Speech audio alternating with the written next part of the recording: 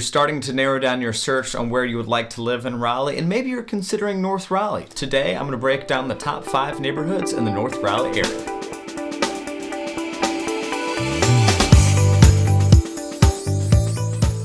So North Raleigh can be best described as the box north of Millbrook Road, enclosed by Creedmoor and Capitol Boulevard on the sides, and then shut off by Falls Lake up at the top. North Raleigh area is definitely best known for its larger lots, mature trees, and tons of greenway space. So coming in at number 5 is Stonehenge. Stonehenge was developed in the 1970s and 1980s, and from the air it looks like a state park. It's also well known for its proximity to the Seven Oaks Country Club that is situated at the entrance of the neighborhood. Being over on the west side of North Raleigh, you are a little bit closer to RTP and RDU, about a 15-minute drive for each of those, then about 20 minutes to get to downtown. There's a great mix of public and private schools here in the North Raleigh area. Certainly, please always do your own research whenever you are looking at schools, but I'm going to provide you a high-level grade from niche.com. For Stonehenge, Jeffrey Scarf Elementary is graded an A, Carroll Middle School a B, and then Sanderson High School a B+.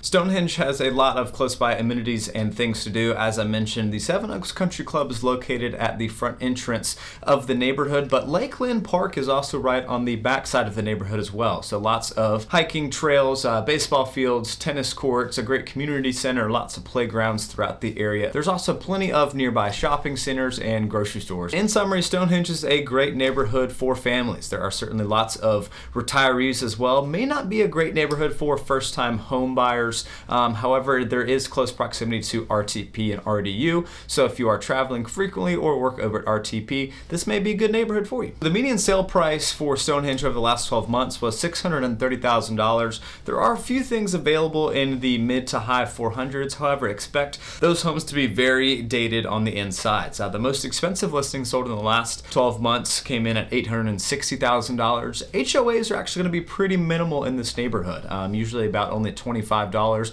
and most of that goes towards the upkeep of the signs of the multiple entrances for the neighborhood. A neighborhood that is great for younger buyers is Durant Trails and the Durant Trace neighborhoods. These neighborhoods are located directly next to each other right off of Durant Road off of Falls of the Neuse. It is over on the east side of North Raleigh, so travel times over to RTP and RDU are going to be a little bit longer, about 25 to 30 minutes there, about 20 to 25 minutes to get downtown. You are still very close to 540, which makes travel throughout Raleigh pretty easy for the most part. Pretty good public schools for this area. The average grade for elementary, middle, and high school is a A-.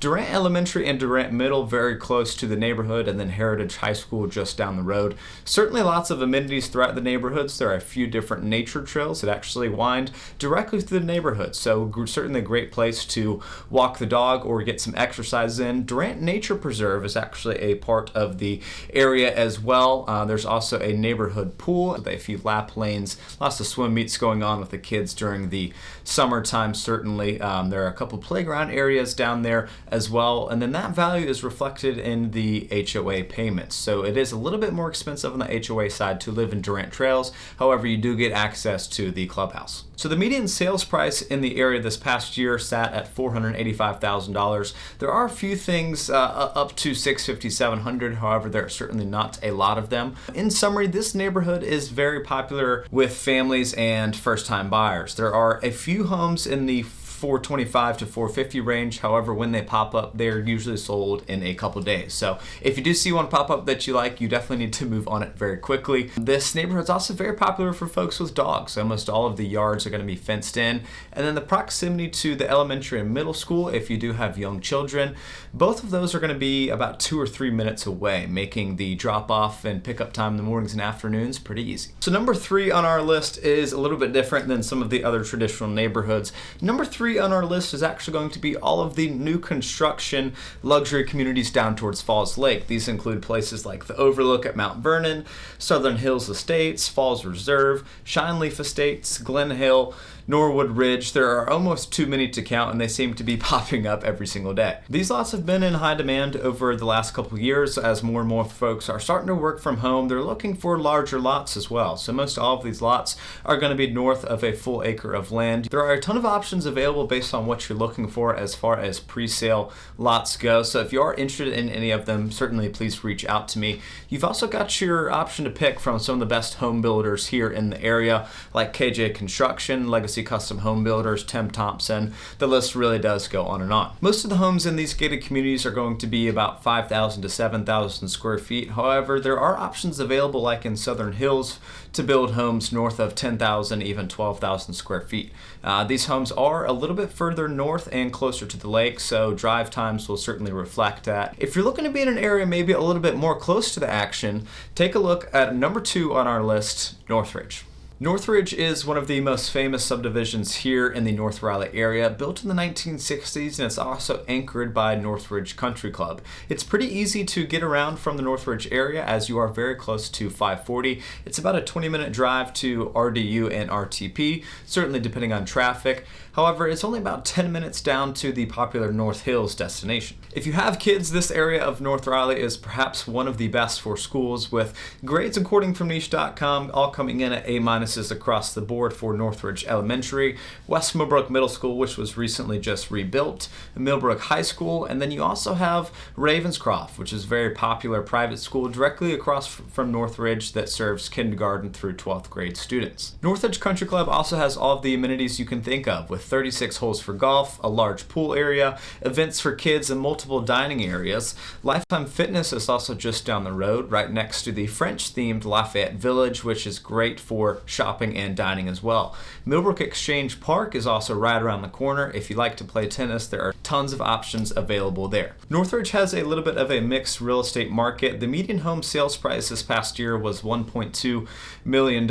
Anything that's below $650,000 is usually sold within a couple of days. So if you see something at that price point that you are excited about, certainly be sure to jump on that quickly. We're also seeing lots of activity in new construction, lots in particular on the golf course, homes being torn down. They're building these very large, beautiful custom homes. These homes usually start at around $2.5 million, and we've seen things even as high as $5.5 million. There are no HOAs for the area, which is great as well. If you're looking to live nearby in Northridge, there are a few different options just outside of the subdivision itself. One unique thing about these lots for new construction is that I know we talked a little bit about some of the lots towards Falls Lake. These lots are going to be about an acre in size. The ones in Northridge are closer to a half acre, so you are going to be much closer to neighbors and dealing with a little bit smaller square footage. And now for our number 1 neighborhood here in the North Raleigh area, it is Bedford at Falls River. Falls River broke ground back in 1997. Bedford came about 6 or 7 years later. Now this subdivision is one of the largest in all of the Raleigh area, and there are certainly lots of amenities that come with it. So the main entrance for the subdivision is off of Falls and Neuse Road. Sometimes Falls and Neuse can get a little bit backed up with folks coming